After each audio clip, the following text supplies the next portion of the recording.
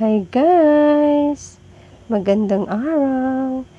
Ito po ako guys, nagluto na naman ako ng ulam namin ngayon.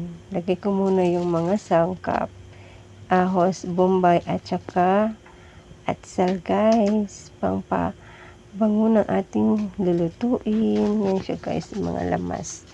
Pangpabango yan siya guys. Tingnan nyo. Tapos ilagay ko na yung karne ng baboy guys.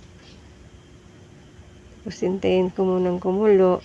Tapos imekos-mekos ko siya guys para mahalo ang lahat ng lasa guys. At mabango yung kanyang karne guys. Tapos guys, lagyan ko na ng pampalasa yung toyo. Tapos yung seasoning. Then konting asin guys. Yan. Hintayin ko na ng kumulo guys. Mikis-mikos ko na siya guys. Yan. Yan siya guys. Malapit nang maluto.